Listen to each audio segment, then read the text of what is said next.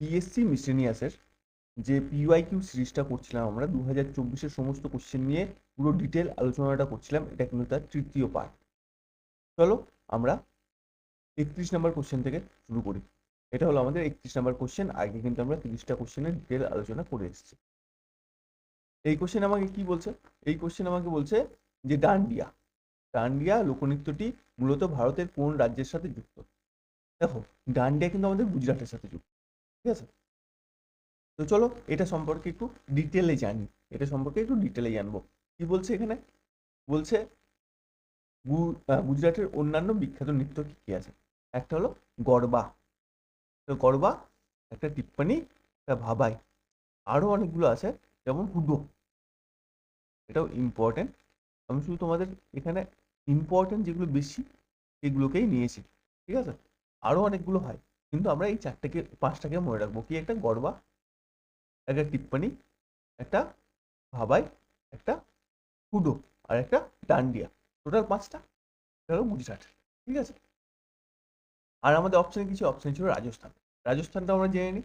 রাজস্থানে কি আছে? ঘুমার, কালবেলিয়া, কাঠপুতলি, আরও আছে, কিন্তু আমরা আপাতত এই কথাই মনে রাখবো। কালবেলিয়া খুব ইম্পর্টেন্ট। কেন? কারণ এটা ইউনেস্কো ঐতিহ্যের মধ্যে পড়ছে। ঠিক আছে, মহারাষ্ট্রে কি আছে? মহারাষ্ট্রে আছে কিন্তু কোলি নৃত্য, তামাশা, লাবণী। ঠিক আছে, আর কি আছে? আরো একটা ইম্পর্টেন্স, এটা মৌনি। কি আছে? মৌনি। এটাকেও আমরা মনে রাখবো। পাঞ্জাবে কি আছে? পাঞ্জাবে আছে ভাংড়া। ভাংড়া কিন্তু শুধু পুরুষরা করে। আর গিদ্দা, এটা কিন্তু শুধু নারীরা করে। আর তিতলি। ঠিক আছে, আমরা প্রথমে এই তিনটে মনে রাখবো। এই দুটো হলো মোস্ট ইম্পর্টেন্ট। এই দুটো হলো মোস্ট ইম্পর্টেন্ট। ঠিক আছে, চলো পরের কোশ্চেনে যাই। পরের কোশ্চেন আমাকে কি বলছে? এই কোশ্চেন আমাকে বলছে যে ভারতের সংবিধান অনুযায়ী মৌলিক অধিকার রক্ষায় নাগরিকরা সরাসরি কার শরণাপন্ন হতে পারেন? দেখো, তোমার যদি কোনো মৌলিক অধিকার খর্ব হয়, তুমি কোথায় যেতে পারো? আর্টিকেল 32 তোমাকে বলছে তুমি যেতে পারো সুপ্রিম কোর্টে। আর আর্টিকেল 226 কিন্তু তোমায় বলছে তুমি যেতে পারো হাইকোর্টে। তো সুপ্রিম কোর্টটা শুধুমাত্র মৌলিক অধিকারের জন্য, হাইকোর্টটা কি তোমার যে কোনো ধরনের অধিকার যদি খর্ব হয় তুমি কিন্তু হাইকোর্টে যাবে। ঠিক আছে, তো এটার উত্তর কি হবে? এটার উত্তর হবে এ। চলো এটা সম্পর্কে একটু ডিটেলে জানি। দেখো কি বলছে। যেটা বললাম, আর্টিকেল 32। আর্টিকেল 32 কি বলছে? সুপ্রিম কোর্টের মৌলিক অধিকার রক্ষার রিট। ঠিক আছে, এই আর্টিকেল 32-কে আম্বেদকর কি বলেছিলেন? Heart and soul of the constitution বলেছিলেন। Heart and soul of the constitution. এটা কিন্তু আমার খুব ইম্পর্টেন্ট একটা বিষয়, এটা আমাকে মনে রাখতে হবে। আর্টিকেল 226, এটা কি বলছে? হাইকোর্টে রিট জারি করার কথা বলছে। ঠিক আছে, সেমই জিনিস, কিন্তু এটা হাইকোর্টে, একটা সুপ্রিম কোর্টে। ঠিক আছে, এটা কোথায় অবস্থিত? পার্ট 3, মৌলিক অধিকারে অবস্থিত। কোনটা? আর্টিকেল 32টা। ঠিক আছে, এটা কত থেকে? 12 থেকে 35 অব্দি। মৌলিক যে অধিকার আছে সেটা কোথা থেকে গৃহীত হয়েছে? মৌলিক অধিকার কিন্তু নেওয়া হয়েছে আমার মার্কিন যুক্তরাষ্ট্র থেকে। আর দেখো, এই যে রিট জারি করছে, মানে কি কি বিষয়ে তোমার রিট জারি করছে? একটা হলো আমার বন্দি প্রত্যক্ষীকরণ বা হারবিস কর্পাস। এটা কি? ধরো তোমাকে আজকে পুলিশ ধরে নিয়ে গেল। ধরে নিয়ে গেলে নিয়ম কি? 24 ঘন্টার মধ্যে তোমাকে কোর্টে পেশ করতে হবে। কি নিয়ম? 24 ঘন্টার মধ্যে তোমাকে কোর্টে পেশ করতে হবে। কিন্তু তোমায় যদি 24 ঘন্টার মধ্যে কোর্টে পেশ না করে, ঠিক আছে, তখন তুমি কি করবে? তখন তুমি এই যে হারবিস কর্পাস, এটা তোমার, এটা লাগাবে। তুমি লাগাবে না, তুমি কোর্টে গিয়ে বলবে এরকম 24 ঘন্টার মধ্যে পেশ করেনি। তখন কোর্ট করবে হারবিস কর্পাস লাগিয়ে পুলিশকে বলবে যে তুমি কেন পেশ করনি, তুমি এখনই পেশ করো, বন্দিকে প্রত্যক্ষীকরণ করাও। বোঝা গেল? পরমাদেশ। ধরো তুমি আজকে তুমি একটা কোনো কলেজে পড়েছো, তো কলেজ সেটা পাস করেছো। পাস করার পর ধরো তোমাকে কলেজ সার্টিফিকেট দিচ্ছে না। কোনো এটা নেই ওটা নেই বলে সার্টিফিকেট তোমাকে দিচ্ছে না, অনেক দিন ধরে ঘোরাচ্ছে। তখন তুমি কি করবে? তখন তুমি এই ম্যান্ডামাস বা পরমাদেশ, এই জিনিসটাকে জারি করবে। কোথায়? কোর্টে গিয়ে। কোর্টে গিয়ে বলবে দেখুন আমি আমার ডিগ্রি কমপ্লিট করেছি, তবুও কলেজ আমাকে ডিগ্রি সার্টিফিকেট দিচ্ছে না। তখন কোর্ট কি করবে? এই পরমাদেশ জারি করবে কলেজের বিরুদ্ধে। এবং কলেজকে জিজ্ঞাসা করবে তুমি কেন সার্টিফিকেট দিচ্ছ না। যদি কলেজ ঠিকঠাক উত্তর দিতে না পারে, তাহলে পরে কিন্তু তোমাকে সঙ্গে সঙ্গে এই সার্টিফিকেটের ব্যবস্থা করে দেবে তোমাকে কোর্ট। ঠিক আছে, এবং কলেজের যারা তোমাকে সার্টিফিকেট দেয়নি তাদের এগেনস্টে নেওয়া হবে, কি বলে ওটাকে, শাস্তি দেওয়া হবে। বোঝা গেল? তারপর কি প্রোহাবিশন ও সেন্টেরিও, মানে প্রোহাবিশন মানে প্রতিষেধ। ঠিক আছে, তো মানে কি, ধরো ধরো ধরো নিম্ন আদালতে তোমার কোনো একটা রায় হচ্ছে, ঠিক আছে, হয়তো সেটা ঠিকঠাক হচ্ছে না, হয়তো সেটা ঠিকঠাক হচ্ছে না, নিম্ন আদালত সেই রায়টা ঠিকঠাক দিতে পারেনি, বা নিম্ন আদালতের তোমাকে যে শাস্তিটা দিয়েছে সেটা সে দিতেই পারে না, এরকম যদি কিছু একটা হয়ে থাকে তাহলে পরে কিন্তু আমাদের এই দুটো লাগানো হয়। ঠিক আছে, প্রোহাবিশন আর সেন্টেরিও। ঠিক আছে, এরপর কি, এরপর হচ্ছে কোয়া অরেন্তো, মানে অধিকার। বলছে আহ, তুমি ধরো কোনো একটা লোক সরকারি পদে বসে আছে, কিন্তু তার কোনো অধিকারই নেই সেখানে বসার, তার কোনো অধিকারই নেই। যেমন ধরো তোমরা যদি আজকে মিসলেনিয়াস দিতে যাও, তোমাকে গ্র্যাজুয়েট হতে হবে, তো তবে না তুমি দিতে পারবে। যদি তুমি গ্র্যাজুয়েট না হয়ে কি তুমি সেই পদে বসতে পারবে? ধরো এরকম একজন লোক বসে আছে, তখন তুমি তাকে বলবে যে কোন অধিকারে তুমি বসে আছো, বা ধরো একজন লোক পয়সা দিয়ে ঢুকেছে, হ্যাঁ সেটা প্রমাণিত হয়ে গেছে, তারপরেও সে সেই পদে বসে আছে, তখন তুমি কি বলবে, তুমি কোন অধিকারে এখানে বসে আছো? তখন তোমাকে কোর্ট থেকে তার এগেনস্টে কি করা হবে? কোয়া অরেন্টো জারি করা হবে। বোঝা গেল? চলো তাহলে পরের কোশ্চেনে আমরা যাই। পরের কোশ্চেন আমায় কি বলছে, যে শুষ্ক বরফ বলতে রাসায়নিকভাবে কি বোঝায়? দেখো, শুষ্ক বরফ বা ড্রাই আইস, এটা বলতে কিন্তু আমরা রাসায়নিকভাবে কার্বন ডাই অক্সাইডকে বুঝি। রাসায়নিকভাবে আমরা কি বুঝি? কার্বন ডাই অক্সাইডকে বুঝি। চলো এটা সম্পর্কে একটু ডিটেলে জানি। দেখো, শুষ্ক বরফ, শুষ্ক বরফকে কি বলছে? ঊর্ধ্বপাতন। মানে কি, শুষ্ক বরফকে শুষ্ক বরফ কেন বলা হচ্ছে? দেখো, কারণ এটা কখনো ভিজে যায় না। ভিজে যায় না মানে, ভিজে যায় না মানে গলে যায় না, মানে আমরা কি জানি, একটা তিনটে অবস্থা: কঠিন, তরল, কঠিন থেকে তরল হয় তো, প্রথমে বরফ, বরফ থেকে জল, তারপরে বাষ্প মানে গ্যাস। হ্যাঁ কি না? আমরা এই তিনটে অবস্থার কথা জানি, কিন্তু ড্রাই আইস বা শুষ্ক বরফের ক্ষেত্রে কি হয়, কঠিন থেকে ডাইরেক্টলি সে গ্যাসে পরিণত হয়, মাঝখানে যে পোর্শন তরলটা সেটা হয় না। তার ফলে এটা কি হচ্ছে, এটা শুকনো থাকছে, কখনো ভিজে যাচ্ছে না। আমি কি বোঝাতে পারলাম? তো এই যে প্রসেসটা, যে সমস্ত পদার্থ ডাইরেক্টলি কঠিন থেকে গ্যাসে পরিণত হয়, তাদের সেই পদ্ধতিটাকে আমি কি বলি? ঊর্ধ্বপাতন পদ্ধতি। সেই পদ্ধতিটাকে আমি কি বলি? ঊর্ধ্বপাতন বা সাবলিমেশন। ঊর্ধ্বপাতন বা সাবলিমেশন। তারপর এখানে লিখে দিয়েছে, শুষ্ক বরফ তরল না হয়ে বায়ুমণ্ডলের চাপে সরাসরি কঠিন থেকে গ্যাসে রূপান্তরিত হয়। ঠিক আছে, আর কি আছে দেখো, এর তাপমাত্রা কত? এর তাপমাত্রা হলো -78.5 ডিগ্রি সেলসিয়াস। ঠিক আছে, এর ব্যবহার কি? ব্যবহারটা তোমরা পড়ে নেবে, ওষুধ, তারপর জৈব নমুনা, এগুলো সব পরিবহনের জন্য এইগুলোকে ব্যবহার করা হয়। এবার দেখো, হাস্য গ্যাস বা লাফিং গ্যাস। লাফিং, এটা হবে N2O গো, এটা কি লেখা হয়েছে কে জানে, এটা হবে N2O। N2O, হ্যাঁ, হাস্য গ্যাস বা লাফিং গ্যাস। এটা কি? এটার রাসায়নিক নাম কি? Nitrous oxide. এটার রাসায়নিক নাম কি? Nitrous oxide. Caustic soda, caustic soda মানে সোডিয়াম হাইড্রক্সাইড। হ্যাঁ এটা ঠিক আছে, এটাকে বাদ দিলেই হয়ে যাবে, NaOH। ঠিক আছে, তাহলে কস্টিক সোডা কি? Sodium hydroxide. Plaster of Paris, plaster of Paris কি? প্লাস্টার অফ প্যারিস হলো ক্যালসিয়াম সালফেট হেমাহাইড্রেট।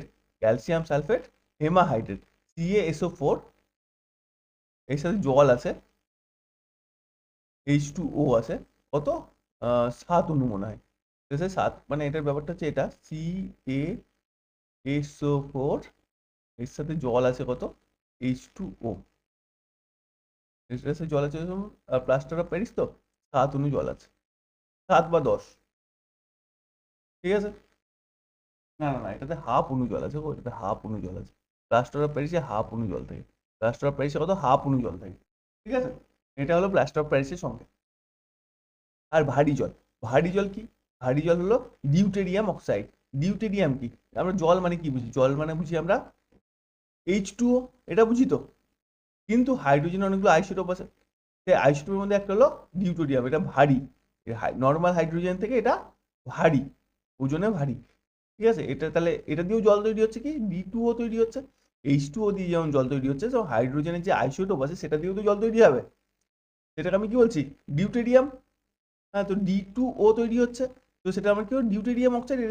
ডিউটেরিয়াম অক্সাইড এই জিনিসটা হলো ভারী জল। কেন ভারী জল? কারণ হাইড্রোজেন, নর্মাল হাইড্রোজেন থেকে তার যে আইসোটোপ আছে সেটা কিন্তু ভারী। ঠিক আছে, সেটা দিয়ে যখন জল তৈরি হচ্ছে তখন আমরা তাই কি বলছি, ভারী জল।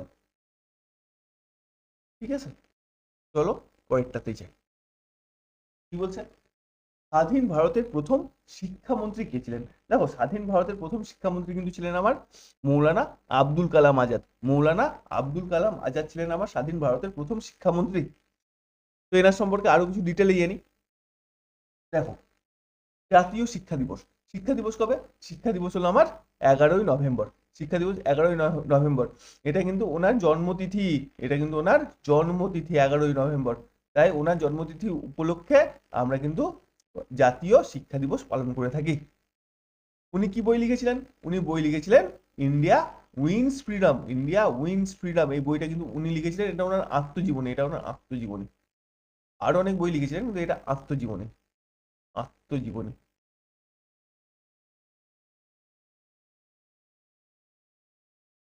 এটা ওনার আত্মজীবনী।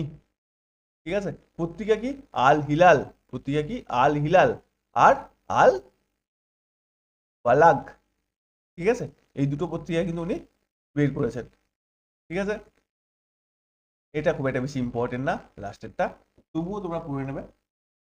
আর একটা বিষয় তোমাকে জেনে রাখতে হবে, কি না, তো ইনি ছিলেন কংগ্রেসের সর্বকনিষ্ঠ, কংগ্রেসের সর্বকনিষ্ঠ সভাপতি। কংগ্রেসের, এটা ইম্পর্টেন্ট খুব, কংগ্রেসের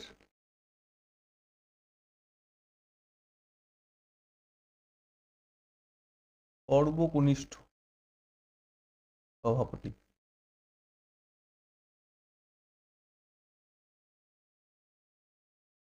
এটুকু হলো আমার। এইটুকু আমি মনে রাখবো কি, আব্দুল কালাম আজাদ সম্পর্কে। আর কি জানবো? এবার দেখো আমার যে অপশনগুলো ছিল, এখানে অপশনগুলো কি কি ছিল একবার দেখে নিচ্ছি আমি। অপশন ছিল ডক্টর সর্বপল্লী রাধাকৃষ্ণন, শ্রী রাজাগোপালাচারী আর B.R. আম্বেদকর। ঠিক আছে, দেখো, ডক্টর সর্বপল্লী রাধাকৃষ্ণন কে ছিলেন? ডক্টর সর্বপল্লী রাধাকৃষ্ণন কে ছিলেন? প্রথম উপরাষ্ট্রপতি ও দ্বিতীয় রাষ্ট্রপতি। প্রথম উপরাষ্ট্রপতি কে ছিল তাহলে? সর্বপতি সর্বোপরি রাধাকৃষ্ণন। ঠিক আছে, আর ওনার জন্মদিন উপলক্ষে কি পালিত হয়? শিক্ষক দিবস পালিত হয়। শিক্ষক দিবস কার জন্মদিনে হয়? তো সর্বপল্লী রাধাকৃষ্ণনের, 5ই সেপ্টেম্বর। এটা মনে রাখতে হবে। শ্রী রাজাগোপালাচারী। শ্রী রাজাগোপালাচারী কে ছিলেন? ভারতের প্রথম, স্বাধীন ভারতের প্রথম ও শেষ ভারতীয় গভর্নর। স্বাধীন ভারতের প্রথম গভর্নর কিন্তু উনি ছিলেন না, সেটা ছিল কিন্তু মাউন্ট ব্যাটেন। স্বাধীন ভারতের প্রথম গভর্নর ছিলেন কে? ছিল মাউন্ট ব্যাটেন। কিন্তু স্বাধীন ভারতের প্রথম ভারতীয় গভর্নর গভর্নর জেনারেল কে ছিল? তিনি কিন্তু ছিলেন শ্রী রাজাগোপালাচারী। আর উনি কিন্তু শেষ ছিলেন, তারপরে এই পদটাকে তুলে দেওয়া হয়েছে। ঠিক আছে, তাহলে B.R. আম্বেদকর কে ছিলেন? দেখো, B.R. আম্বেদকর ছিলেন কিন্তু আমার আইনমন্ত্রী। B.R. আম্বেদকর কে ছিলেন? আইনমন্ত্রী। ওনার সম্পর্কে আরো অনেক কিছু ইম্পর্টেন্ট তথ্য আমাদের আছে, সেগুলো কিন্তু আমাদের জানতে হবে। যেমন ধরো, ওনার সম্পর্কে বলে না, আরো অনেক ইম্পর্টেন্ট মন্ত্রী আছে, সেই সমস্ত মন্ত্রী পরিষদ সম্পর্কে কিন্তু আমাকে জানতে হবে। যেমন, যেমন আমি জানবো রাজকুমারী সম্পর্কে। তার সম্পর্কে, রাজকুমারী সম্পর্কে। রাজকুমারীটা কে বলতো? রাজকুমারী হলো আমাদের প্রথম শিক্ষামন্ত্রী, না সরি, স্বাস্থ্যমন্ত্রী হলো রাজকুমারী। দেখো, আমি তোমাদের একটু লিখে দিই, তাহলে তোমাদের মনে রাখতে সুবিধা হবে। দেখো, প্রথম অর্থমন্ত্রী কে ছিল তাহলে? তো অর্থমন্ত্রী দিয়ে শুরু করি। ঠিক আছে, আস্তে আস্তে আমরা কয়েকটা আরো দেখতে হবে, সেগুলো ইম্পর্টেন্ট আছে। প্রথম অর্থমন্ত্রী, প্রথম অর্থমন্ত্রী কে ছিল? প্রথম অর্থমন্ত্রী ছিল কিন্তু তোমার ওই বল্লভ ভাই প্যাটেল, সর্দার বল্লভ ভাই।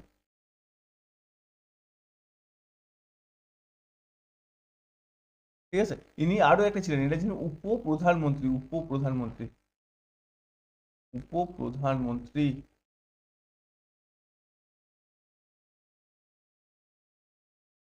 ঠিক আছে, তাহলে অর্থমন্ত্রী আর উপপ্রধানমন্ত্রী কে ছিল? সর্দার বল্লভ ভাই প্যাটেল ছিল। ঠিক আছে, আর কি?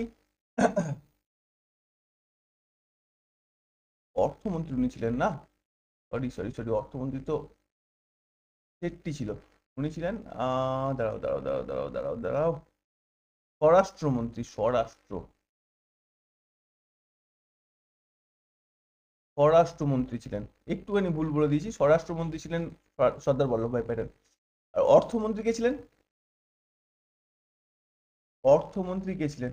অর্থমন্ত্রী কিন্তু আমাদের ছিল শেট্টি। হয়ে গেল, হ্যাঁ। অর্থমন্ত্রী আমাদের ছিল আর শেট্টি।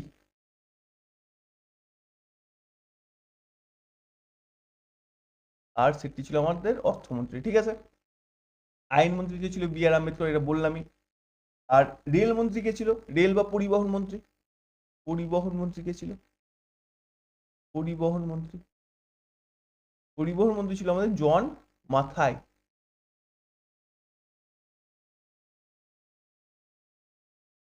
ঠিক আছে। আর আর প্রতিরক্ষা এটা এরকমটা হচ্ছে কেন?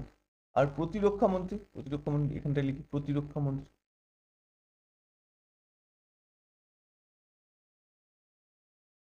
প্রতিরক্ষা মন্ত্রী ছিল কিন্তু আমার বলদেব সিং, সিং, বলদেব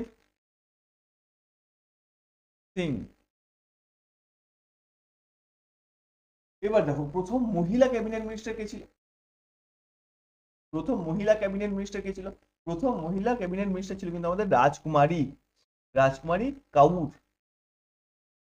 কাউর মানে কর, যেমন তোমার আমরা হারমিট কর বলি না, ঠিক সেরকম। কর ঠিক না, কৌর, এই টাইপের। তো উম এখানে লিখি নাকি প্রথম স্বাস্থ্যমন্ত্রী? প্রথম স্বাস্থ্যমন্ত্রী কে ছিল তাহলে? রাজকুমারী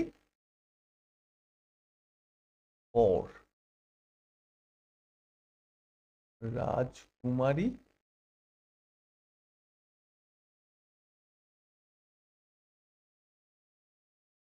কর। ইনি কি ছিলেন প্রথম মহিলা ক্যাবিনেট মিনিস্টার, প্রথম মহিলা, প্রথম মহিলা, প্রথম মহিলা ক্যাবিনেট মিনিস্টার কে ছিল তাহলে? রাজকুমারী কর। ইনি কি ছিলেন? স্বাস্থ্যমন্ত্রী ছিলেন, ঠিক আছে। আর শ্রমমন্ত্রী কে ছিল জানো কি? জগজীবন রাম। শ্রমমন্ত্রী ছিল জগজীবন রাম। ব্যাস, আমরা এই কটাই পড়বো, আর কিছু পড়বো না। শ্রমমন্ত্রী জগজীবন রাম।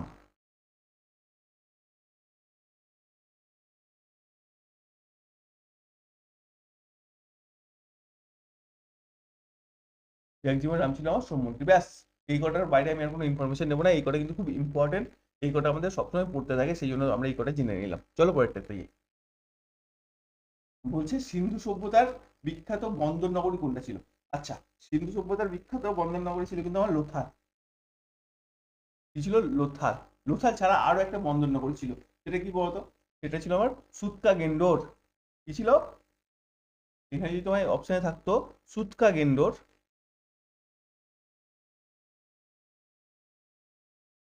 সুতকা গেন্ডোর, এটাও কিন্তু আমার একটা বন্দর নগরী ছিল। দুটো বন্দর নগরী আমি পাচ্ছি, কি একটা লোথাল, একটা সুতকা গেন্ডোর, ঠিক আছে। এটা আমি পেলাম। চলো এই সম্পর্কে ডিটেল একটু জেনে নিই। ডিটেলে কি জানবো? লোথাল। দেখো, লোথাল কোথায় অবস্থিত? গুজরাটের আমেদাবাদ জেলার ভোগবা নদীর তীরে অবস্থিত। কোথায় অবস্থিত? আমার আমেদাবাদ জেলাটা নাম মনে রাখলেও চলবে। গুজরাটের অবস্থিত, ভোগবা নদীর তীরে অবস্থিত, ঠিক আছে। কবে আবিষ্কার আবিষ্কার হয়েছে? 1954 সালে। কে করেছে? এস আর রাও। এটা আমি মনে রাখবো। বৈশিষ্ট্য কি? বিশ্বের প্রাচীনতম কৃত্রিম ডকইয়ার্ড। ডকইয়ার্ড মানে হলো তোমার বন্দর। বিশ্বের প্রাচীনতম কৃত্রিম বন্দর। এখানে কি পাওয়া যায়? ধানের তুষের প্রমাণ পাওয়া গেছে। ধানের তুষের প্রমাণ পাওয়া গেছে। আর কি পাওয়া গেছে? যোগ্য বিধিও পাওয়া গেছে এখান থেকে, সেটা লেখা হয়নি। তো মনে রাখবে, এক্সট্রা অ্যাড করে দেবে, প্লাস করবে, দিয়ে কি লিখবে? যোগ্য বিধি পাওয়া গেছে এখান থেকে, ঠিক আছে। এবার দেখো হরপ্পা।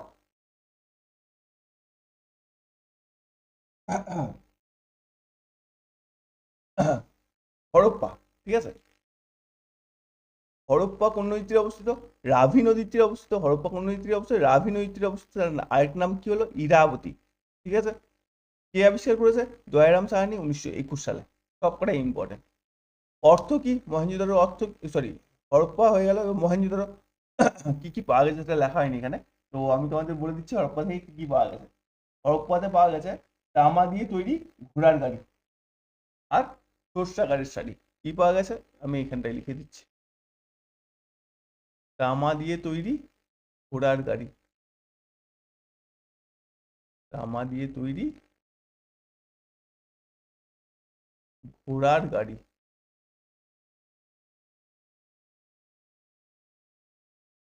আর কি পাওয়া যায়? শস্যাগারের শাড়ি, ছটি শস্যাগারের শাড়ি, ছটি, দুটি শাড়ি পাওয়া গেছে, তো ছটি করে শস্যাগারের শাড়ি,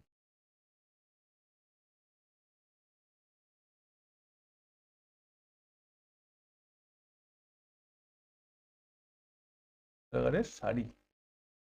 ঠিক আছে, দুটি শাড়ি পাওয়া গেছে, ছটি করে শস্যাগারের শাড়ি। বোঝা গেল? এটুকু আমি মনে রাখবো কি থেকে? মহেঞ্জোদারো থেকে, সরি হরপ্পা থেকে। মহেঞ্জোদারো থেকে কি মনে রাখবো? মহেঞ্জোদারোর অর্থ কি? মৃতের স্তূপ। কথাটার অর্থ কি? মৃতের স্তূপ।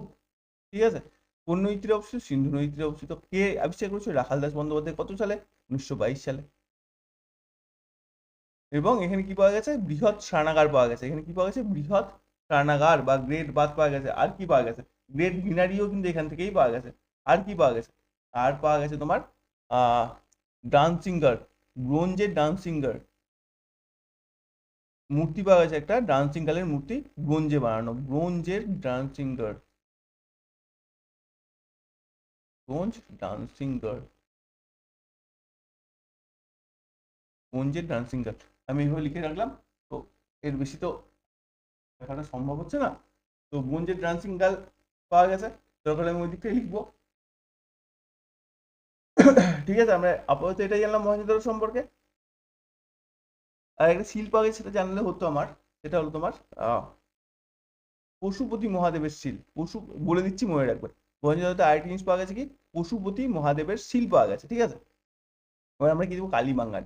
কালীবাঙ্গান কোথায় অবস্থিত? না তো ঘাঘর নদীর তীরে অবস্থিত, রাজস্থানে। ঘাঘর নদীর তীরে অবস্থিত রাজস্থানে। এর অর্থ কি? এর অর্থ হলো কালো চুরি। এর অর্থ কি? কালী কথার অর্থ হলো কালো, আর বাঙ্গান কথার অর্থ হলো চুরি। তো এটার অর্থ কি? কালো চুরি। এখানে কি পাওয়া গেছে? কাঠের লাঙল ও যজ্ঞবিধির প্রমাণ পাওয়া গেছে। কাঠের লাঙল ও যজ্ঞবিধির প্রমাণ পাওয়া গেছে কিন্তু আমার কোথা থেকে? কালীবাঙ্গান থেকে। আর কি পাওয়া গেছে বলতো? কাঠের তৈরি নর্দমা পাওয়া গেছে, কাঠের তৈরি নর্দমাও পাওয়া গেছে। তো আমি অ্যাড করে দিই এখানে, নিচে লিখছি। ঠিক আছে, কাঠের তৈরি নর্দমা, কাঠের নর্দমা পাওয়া গেছে। আর কি পাওয়া গেছে? আর পাওয়া গেছে উটের হাড়, উটের হাড় পাওয়া গেছে। দেখো, এই কটা তো হলো। এবার না আমরা দু পাঁচটা এক্সট্রা এ সম্পর্কেও জেনে নেবো, এখানে যেগুলো নেই সেগুলো সম্পর্কেও জেনে নেবো। যেমন ধোলাভিরা, যেমন যেমন কি আমি ধোলাভিরা সম্পর্কে জানবো। ধোলাভিরাও একটা সাইট ছিল। কি ছিল? ধোলাভিরা,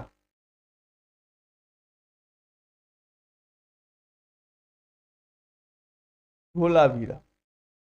এটা কেন প্রসিদ্ধ বলতো? দেখো, ধোলাভিরাতে এটা কোথায় অবস্থিত? এটাও কিন্তু গুজরাটে অবস্থিত, লুনি নদীর তীরে। লুনি নদীর নাম আমরা সবাই শুনেছি। লুনি নদীর তীরে অবস্থিত। কোথায়? না তো গুজরাটে। ঠিক আছে, এবার দেখো এটা কেন প্রসিদ্ধ। এই শহরটা কিন্তু তিনটি ভাগে বিভক্ত ছিল। অন্যান্য শহর কি ছিল? দুটো ভাগে বিভক্ত ছিল, কিন্তু এই শহরটা ছিল তিন ভাগে বিভক্ত। এই শহরটা কয় ভাগে বিভক্ত ছিল? তিন ভাগে বিভক্ত ছিল, তিন ভাগে বিভক্ত ছিল। এটা ইম্পর্টেন্ট, সেটা আমি পড়ছি। তিন ভাগে বিভক্ত ছিল।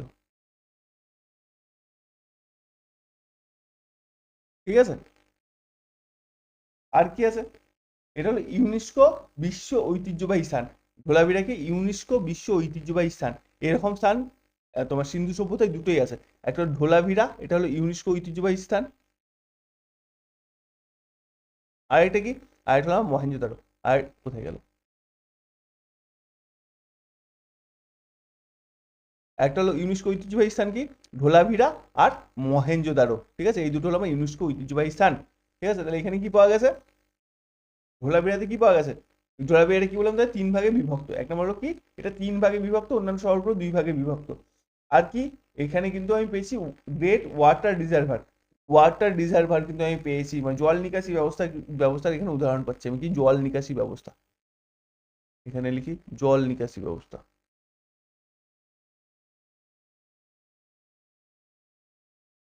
জল নিকাশি লিখে দিলাম, তোমরা বুঝে নিও। ঠিক আছে, তো জল নিকাশি ব্যবস্থার এখান থেকে উদাহরণ পাচ্ছি। ঠিক আছে, আরেকটা কি জানবো আমি? আরেকটা আমি জানবো তোমার চানুদারো। কেন চানুদারোটা জানবো সেটা তুমি এখন এখানে একটুখানি বুঝে নাও। চানুদারো কিন্তু খুব ইম্পর্টেন্ট একটা সাইট। কি চানুদারো, চানুদারো।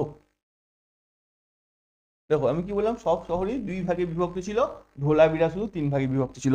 কিন্তু এই যে চানুদারো, এই যে চানুদারো, এটা কিন্তু না ছিল 2 ভাগে বিভক্ত, না ছিল 3 ভাগে বিভক্ত। এতে কোনো ডিভিশনই ছিল না। এখানে কি ছিল না? এখানে কোনো ডিভিশনই ছিল না। মানে কি, এখানে কোনো সিটাডেল ছিল না, কোনো দুর্গ ছিল না। দুর্গহীন লিখবো তাহলে, কি লিখবো এটা? দুর্গহীন শহর বা কেন্দ্র। ঠিক আছে, এটা দুর্গহীন কেন্দ্র 1 নম্বর। আর এখান থেকে কি কি পাওয়া গেছে সেটা শুনলে তো তুমি অবাক হয়ে যাবে। এখান থেকে কি পাওয়া গেছে জানো কি? এখান থেকে পাওয়া গেছে আজকের দিনে মেয়েদের সব থেকে পপুলার জিনিস কি? মেকআপ। সেই মেকআপের মধ্যে সব থেকে পপুলার জিনিস কি? লিপস্টিক। এই সমস্ত মেয়ের কাছে, সে যেমনই হোক না কেন, সে তোমার বড় হোক ছোট হোক, লিপস্টিক সবার কাছে হবে। তো তখনকার দিন থেকে কিন্তু এটা শুরু হয়েছে। চানুদারোতেও আমি দেখতে পাচ্ছি কি লিপস্টিক আছে। কি আছে? Lipstick, lipstick. তো একটা লিপস্টিকের উদাহরণ আমি কোথায় পাচ্ছি? চানুদারোতে পাচ্ছি। ঠিক আছে, ফেস পাউডার, কাজল, এই সমস্ত কিছুর উদাহরণ কিন্তু আমি কোথায় পাচ্ছি? না তো চানুদারোতে পাচ্ছি। এটুকু কিন্তু আমি মনে রাখবো। ঠিক আছে, চলো পরের কোশ্চেনে যাই। পরের কোশ্চেন আমাকে কি বলছে? পরের কোশ্চেন বলছে, মহাত্মা গান্ধী ভারতের মাটিতে তার প্রথম সফল সত্যাগ্রহ কোথায় শুরু করেছিলেন? দেখো, প্রথম সফল সত্যাগ্রহ কোথায় শুরু করেছিলেন? সেটা কিন্তু করেছিল আমার চম্পারণে। সেটা করেছে কোথায়? চম্পারণে। কত সালে? পরে নিশ্চয়ই ডিটেলের মধ্যে আমি এটা রেখেছি, দেখছি। হ্যাঁ, চম্পারণ সত্যাগ্রহ এটা হয়েছিল কবে? 1917 সালে। চম্পারণ সত্যাগ্রহ কবে হয়েছে? না তো 1917 সালে হয়েছে। এবার দেখো, কোথায় কোথায় চম্পারণটা কোথায়? চম্পারণ হলো আমার বিহারের একটি গ্রাম। ঠিক আছে, বিহারের চম্পারণে ব্রিটিশ নীলকরদের অত্যাচারে 3 কাঠিয়া প্রথা, 3 কাঠিয়া প্রথার বিরুদ্ধে আন্দোলন। 3 কাঠিয়া প্রথা জিনিসটা কি? তোমার কাছে ধরো 1 বিঘা জমি আছে। 1 বিঘা জমি মানে কি জানো কি? 1 বিঘা জমি, শুধু বিঘা দুই দিলা ছিল মোর ভুই, সেই বিঘা নয়, সেই বিঘা। ধরো তোমার কাছে 1 বিঘা জমি আছে। 1 বিঘা মানে হলো কিন্তু 20 কাঠা, 20 কাঠা। ঠিক আছে, তো 1 বিঘা জমি মানে 20 কাঠা। তোমার কাছে যদি 1 বিঘা জমি থাকে, সেই 1 বিঘার সেই 20 কাঠার মধ্যে, 1 বিঘা জমি 20 কাঠা, সেই 20 কাঠার মধ্যে তোমাকে 3 কাঠা দিয়ে কি করতে হবে? নীল চাষ করতে হবে। এই 20-র মধ্যে 3 কাঠা কি করতে হবে? তোমাকে নীল চাষ করতে হবে, এটা বাধ্যতামূলক। তো এইরকম টাইপের একটা ব্যবস্থা ছিল কোথায়? বিহারের চম্পারণে। এই ব্যবস্থার বিরুদ্ধে কিন্তু গান্ধীজি তার প্রথম সত্যাগ্রহ করেছিলেন ভারতবর্ষের মাটিতে। তার আগেও উনি সত্যাগ্রহ করেছেন, কিন্তু ভারতবর্ষের মাটিতে প্রথম সত্যাগ্রহ করেছেন কবে? 1917 সালে চম্পারণ সত্যাগ্রহ। ঠিক আছে, 3 কাঠিয়া এর বিরুদ্ধে। আচ্ছা, ওনাকে আমন্ত্রণকে জানিয়েছিল? ওনাকে আমন্ত্রণ জানিয়েছিল রাজকুমার শুক্লা। কে আমন্ত্রণ জানিয়েছিল? রাজকুমার শুক্লা। কখন আমন্ত্রণ জানিয়েছিল জানো কি? ওনাকে আমন্ত্রণ জানিয়েছিল 1916 সালে, যে কংগ্রেস অধিবেশনটা হয়েছিল না, যে 16 সালে কংগ্রেস অধিবেশন কোথায় হয়েছিল? লখনৌতে হয়েছিল। ঠিক আছে, এই লখনৌ অধিবেশনে কিন্তু রাজকুমার শুক্লা গান্ধীজিকে আমন্ত্রণ জানায় এখানে। ঠিক আছে, হ্যাঁ। এবার দেখো, তারপরে উনি কি করছেন? অন্যান্য প্রাথমিক আন্দোলনগুলোই আমি প্রথমে পড়ছি। কি? আহমেদাবাদ মিল স্ট্রাইক। আহমেদাবাদ মিল স্ট্রাইক গান্ধীজির ফার্স্ট হাঙ্গার স্ট্রাইক বা প্রথম অনশন। ভারতে প্রথম অনশন কিন্তু এটার মাধ্যমে হয়। কি না তো আহমেদাবাদ মিল স্ট্রাইক। এখানে কি হয়েছিল বলতো? এখানে হয়েছিল এর আগে না, আহমেদাবাদে প্লেগ নামে একটা রোগ ছড়াচ্ছিল। কি নামের রোগ ছড়াচ্ছিল? প্লেগ। এটা ইঁদুর থেকে হয়। ঠিক আছে, আর আহমেদাবাদে ছিল প্রচুর কাপড়ের কারখানা। তো সেখানে কি হচ্ছিল? সেখানে প্লেগের জন্য লোকজন চাকরি করছিল না। তো যে কজন লোক চাকরি করছিল তাদেরকে যাতে প্রচুর টাকা দিয়ে রাখা হয়েছিল। কীরকম টাকা? প্লেগ বোনাস বলে এক ধরনের বোনাস দেওয়া হতো। তো সেই বোনাসটা দেওয়া হঠাৎ করে বন্ধ করে দেওয়া হলো। যখন এই প্লেগটা সরে গেল, তখন বোনাস দেওয়া বন্ধ করে দেওয়া হলো। তখন যারা ছিল তোমার ওই মিলের যারা কর্মী ছিল, তারা দেখছি যে তাদের টাকাটা একদম কমে গেলে কি হবে? তুমি ধরো 1 টাকা ইনকাম করে আসছো, তোমার টাকা যদি হঠাৎ করে কমে যায়, তোমার চলতে অসুবিধা হবে। তো ওদের ক্ষেত্রেও ঠিক সেম জিনিস হলো। তখন কিন্তু ওরা বললো তোমার এতটা কমানো যাবে না, অল্প কমাও। কিন্তু মালিকরা তার রাজি ছিল না, সেই জন্য কিন্তু গান্ধীজি গেছিল। ঠিক আছে, এবার তারপর আমরা কি 1918 সালে কি হয়েছিল? খেদা সত্যাগ্রহ। খেদা সত্যাগ্রহ কি? খেদাতে কি হয়েছিল? এটা হলো একটা অসহযোগ আন্দোলন ছিল। ঠিক আছে, স্থানীয় স্তরে। খেদা সত্যাগ্রহটা কি? এটা কিন্তু ট্যাক্সের জন্য, তোমাকে যে কর দিতে হচ্ছিল, সেই বছর খেদাতে কি একদম তোমার হয়নি, কি বলে ওটাকে, ফসলপাতি হয়নি। তো লোকজন খুব দুর্দশার মধ্যে ছিল।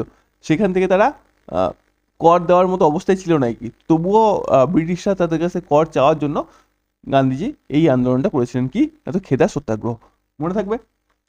এরপর কি বারদৌলি সত্যাগ্রহ, সর্দার বল্লভভাই প্যাটেলের নেতৃত্বে সেখানে কিন্তু বারদৌলি সত্যাগ্রহ হয়েছিল, সর্দার বল্লভভাই প্যাটেলের নেতৃত্বে হয়েছিল এটা। আর কি তাকে সর্দার উপাধি কিন্তু এই বারদৌলি সত্যাগ্রহ থেকেই দেওয়া হয়েছিল, কয়েকজন মহিলা, সেখানকার মহিলারা তাকে সর্দার উপাধিটা দিয়েছিলেন, ঠিক আছে। আমরা আরো কিছু জিনিস জানবো, যেমন ধরো এই যে গান্ধীজিকে আমরা কি বলছি, মহাত্মা গান্ধী, চলো আগেরটাই যাই, স্লাইডটাই। গান্ধীজিকে আমরা কি বলছি, মহাত্মা গান্ধী। এই যে মহাত্মা, এই মহাত্মা টাইটেলটা তাকে কে দিয়েছিল, এই মহাত্মা টাইটেলটা তাকে কিন্তু দিয়েছিল রবীন্দ্রনাথ ঠাকুর। কে দিয়েছিল, রবীন্দ্রনাথ ঠাকুর, বিশ্বকবি রবীন্দ্রনাথ ঠাকুর কিন্তু তাকে এই মহাত্মা টাইটেলটা দিয়েছিল, ঠিক আছে। আর ওনাকে কি বলা হয়, ফাদার অফ দ্য নেশন, দেশের জনক,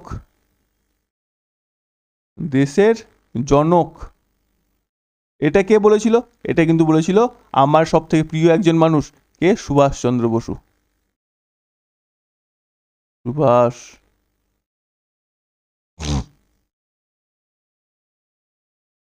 চন্দ্র বসু, ঠিক আছে। এই দুটো জিনিস আমি জানলাম, আরো কিছু জিনিস জানবো। ওনার জন্ম কবে, ওনার জন্ম কিন্তু 3 অক্টোবর 1869, এই সময় ওনার জন্ম। উনি ভারতবর্ষে কবে আসেন, উনি ভারতবর্ষে আসেন কিন্তু 1915 সালে। উনি ভারতীয় ছিলেন, কিন্তু উনি কোথায় ছিলেন, উনি ছিলেন এতে তোমার সাউথ আফ্রিকাতে। সাউথ আফ্রিকাতে কি করতেন উনি, সাউথ আফ্রিকাতে উনি ওখানে কি বলবো ওটাকে, উকিলের কাজ করতেন, ঠিক আছে। সেখান থেকে ভারতবর্ষে ফিরে আসছেন কবে, 1915 সালে 9ই জানুয়ারি, 1915 সালে 9ই জানুয়ারি, 9ই জানুয়ারি। আচ্ছা, এই 9ই জানুয়ারি আমরা কি পালন করি, এই 9ই জানুয়ারি আমরা পালন করি প্রবাসী ভারতীয় দিবস। কি পালন করি, প্রবাসী ভারতীয় দিবস, প্রবাসী ভারতীয় দিবস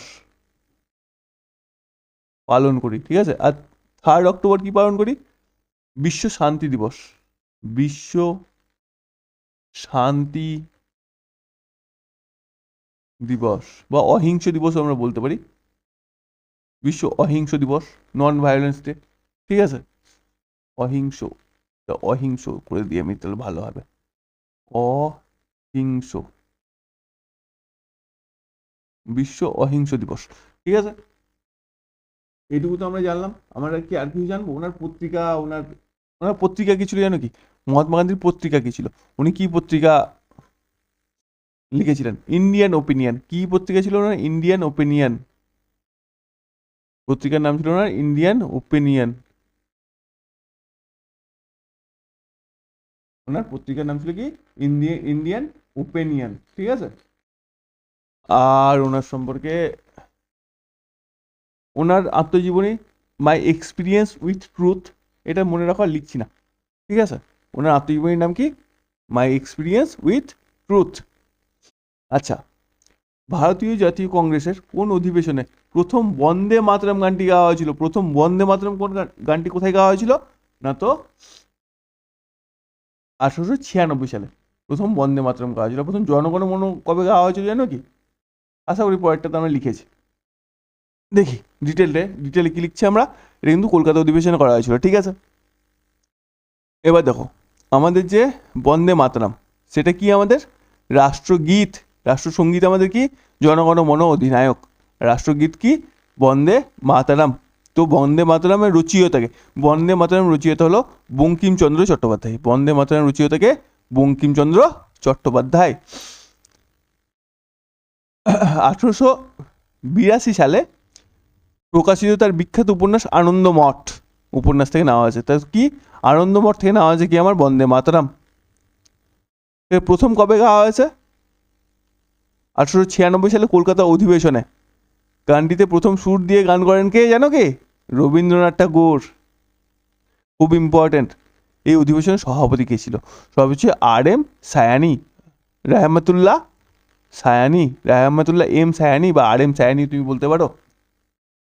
এবার দেখো আমি তোমাদের একটু আগে কিন্তু বলেছিলাম যে জনগণ মন প্রথম কোথায় গাওয়া হয়েছিল, এটা হয়েছিল আমার 1911 কলকাতা অধিবেশনে কিন্তু আমার জনগণমন প্রথম গাওয়া হয়েছিল। ঠিক আছে, এইটা গানটা কে গেয়েছিল জানো কি? এই গানটাও কিন্তু গেয়েছিলেন রবীন্দ্রনাথ ঠাকুর। এই গানটা কে গেয়েছিলেন? রবীন্দ্রনাথ ঠাকুর। এটা কিন্তু আমরা মনে রাখবো, এটা কিন্তু খুব ইম্পর্টেন্ট।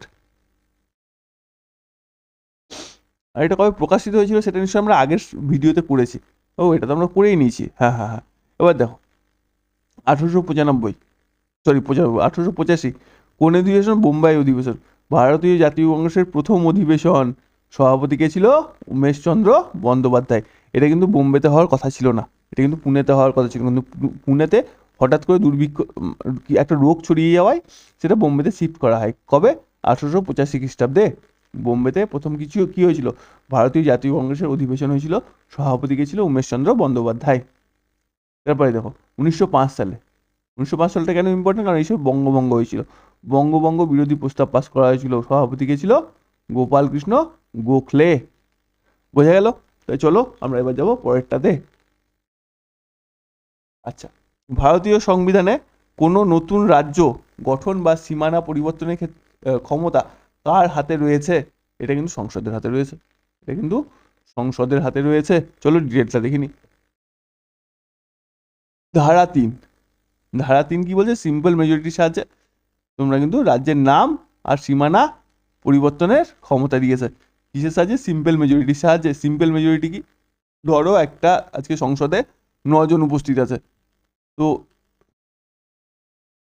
5 জন যদি তোমাকে সাপোর্ট করে তাহলে তুমি করতে পারবে, বুঝলে? আর যদি 10 জন থাকে তাহলে তোমাকে 6 জনকে সাপোর্ট করতে হবে। অর্ধেকের থেকে বেশি সাপোর্ট করলে পরে তুমি কিন্তু সেটাকে সিম্পল মেজরিটি বলবো। অর্ধেকের থেকে বেশি সাপোর্ট হলে সেটাকে আমি সিম্পল মেজরিটি বলবো। ঠিক আছে, ধারা 1-এ কি বলছে? ধারা 1-এ বলছে ইন্ডিয়া হলো একটা union of states. Union of states, হ্যাঁ, এটা খুব ইম্পর্টেন্ট। ভারতের রাজ্য পুনর্গঠন কমিশন কি কোনটা ছিল? Fazal Ali committee, Fazal Ali commission. প্রথম তার সভাপতি কে ছিল? ফজল আলী। ঠিক আছে, তার সভাপতি ছিল ফজল আলী। তো আমরা এটা ফজল আলী কমিটিও বলে থাকি। হ্যাঁ, এটা কি? ভারতের প্রথম রাজ্য পুনর্গঠনের কমিটি। আর ভাষা ভিত্তিক প্রথম ভারতের রাজ্য কোনটা বলতো? অন্ধ্রপ্রদেশ। কত সালে হয়েছিল? 1953 সালে হয়েছিল। এটা সম্পর্কে খুব ইম্পর্টেন্ট কিছু তথ্য আছে। এটা সম্পর্কে খুব ইম্পর্টেন্ট কিছু তথ্য আছে, যখন আমরা এটা করব তখন আমরা কিন্তু সেটা জানবো, এখন জানার দরকার নেই। আচ্ছা, পশ্চিমবঙ্গের পশ্চিমবঙ্গের রাজ্য পশু কোনটি? পশ্চিমবঙ্গের জাতীয়টা একটু ভুল আছে, এটা কেটে দেওয়াই ভালো হবে। পশ্চিমবঙ্গে জাতীয় বলে হয় না, পশ্চিমবঙ্গের রাজ্য পশু কোনটি এটা হওয়া উচিত। পশ্চিমবঙ্গের রাজ্য পশু কোনটি? পশ্চিমবঙ্গের রাজ্য পশু হলো আমার মেছো বিড়াল। আর ভারতের জাতীয় পশু কোনটি বলতো? এখানেই দেওয়া আছে।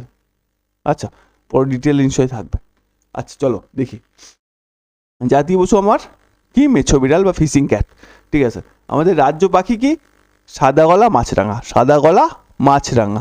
রাজ্য ফুল শিউলি ফুল, যার কিনা ইংলিশে নাম কি বলছি আমি? জ্যাসমিন। ঠিক আছে, আর রাজ্য বৃক্ষ ছাতিম গাছ। এটাকে ডেভিল ট্রিও বলা হয়। ছাতিম গাছ কি বলা হয়? ডেভিল ট্রিও কিন্তু বলা হয়। ঠিক আছে, রাজ্য জলজ প্রাণী গাঙ্গেয় শুশুক, যেটাকে আমরা গাঙ্গেটিক ডলফিন বলি, সেই ডলফিন গাঙ্গেটিক ডলফিন কিন্তু হলো আমাদের রাজ্য প্রাণী। আচ্ছা, আমাদের রয়্যাল বেঙ্গল টাইগার কি? জাতীয় পশু। ওখানে লেখা ছিল তোমাকে, সেটা বলছিলাম আমাদের জাতীয় পশু কি? Royal Bengal tiger. আসামের এটা পড়ে নেবে। ভারতীয় হাতি, এটা কি? ভারতের ঐতিহ্যবাহী প্রাণী। জাতীয় ঐতিহ্যবাহী প্রাণী হলো কি আমার? ভারতীয় হাতি। ঠিক আছে, চলো তাহলে পরেরটাতে যাই। কি বলছে আমার? Vitamin C. ভিটামিন সি এর রাসায়নিক নাম কি?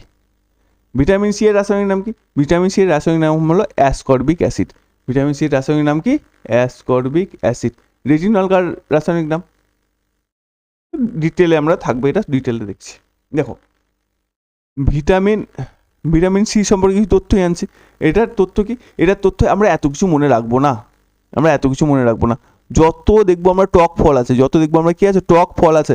সব টক কিন্তু আমার টক ফল কিন্তু আমার ভিটামিন সির উৎস। কি? সব জাতীয় টক ফল।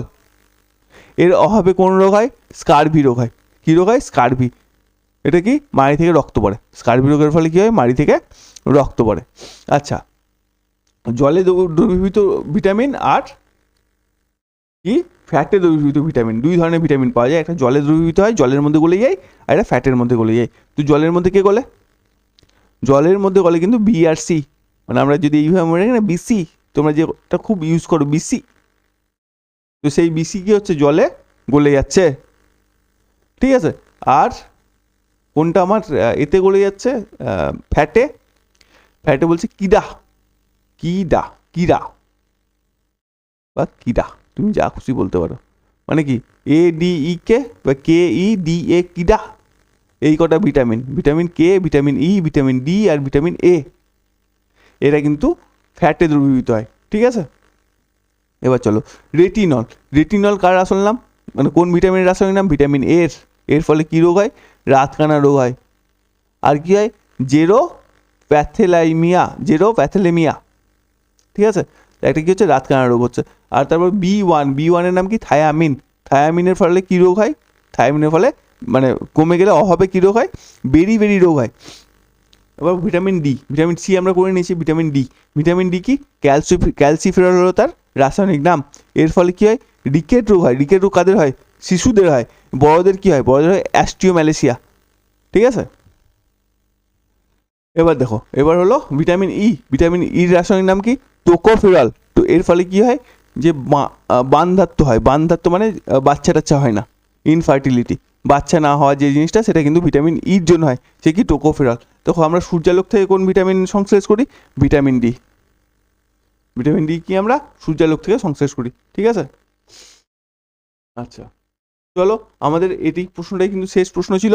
তোমাদের যদি ভিডিওটা ভালো লেগে থাকে, ইনফরমেটিভ লেগে থাকে, তাহলে চ্যানেলটিকে সাবস্ক্রাইব করবে এরকম টাইপের ভিডিও দেখার জন্য। আর পরবর্তীতে আমরা এর পরের দিন কিন্তু আরও 10টা বা 15টা কোশ্চেন নিয়ে আসবো, যতটা আমার পক্ষে সম্ভব হবে। চলো আজকে এটুকুই থাক, ভালো লাগলে চ্যানেলটিকে সাবস্ক্রাইব করবে, ভিডিওটিকে লাইক করবে, কমেন্ট করে জানাবে তোমাদের কেমন লাগলো।